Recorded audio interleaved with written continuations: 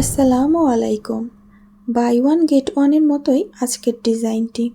এই ডিজাইনের মাধ্যমে আপনার পোশাকের যেমন শোভাবর্ধন করবে, একই সাথেই জামার ঘের 2 থেকে 3 ইঞ্চি বাড়ানো সম্ভব। Hi everyone, welcome back to my YouTube channel. এখানে 2.5 ইঞ্চি লম্বা ও চওড়া একটি স্কোয়ার কাপড় নিয়েছি। এখন এই কাপড়টিকে মাঝখান বরাবর ভাঁজ দিব এবং আরও একবার ভাঁজ দিয়ে একটি ট্রায়াঙ্গেল শেপ তৈরি করব।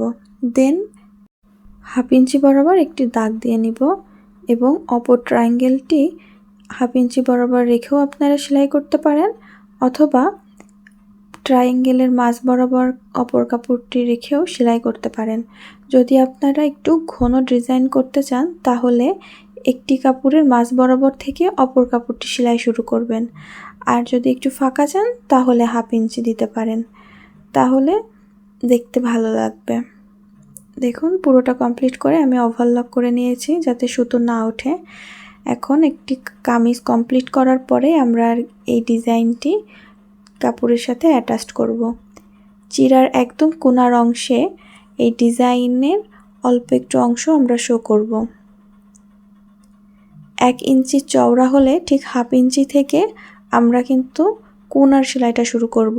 পরে ক্রমান্বয়ে জিনিসটি আমরা বৃদ্ধি করব। দেখুন, আমি এখান থেকে 1/2 ইঞ্চি দেখা যায় এরকমভাবে সেলাই শুরু করে দেন পুরোটি আমি শো করছি। কোণা ঘেঁষে আর কি আমরা সেলাই দিয়ে নেব, আর ভিতরে 2 সুতো বরাবর কাপড় রেখে আর কি সেলাই দিব। একইভাবে দেখুন, আমরা ঘেরের অংশ সেলাই করছি।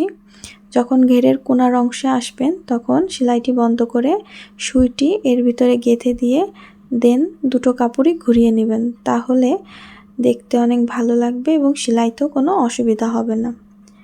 একইভাবেই চারিদিকে ঘুরিয়ে এই ডিজাইনটি আমরা বসিয়ে নিব এবং খেয়াল রাখবেন কামিজের ফাড়ার যে শেষ অংশ বা কোণার অংশ কিন্তু আমরা অল্প করে ডিজাইনটি শো করব। আশা করছি ডিজাইনটি আপনারা বুঝতে পেরেছেন। এতক্ষণ ভিডিওটি দেখার জন্য আপনাদেরকে অসংখ্য ধন্যবাদ।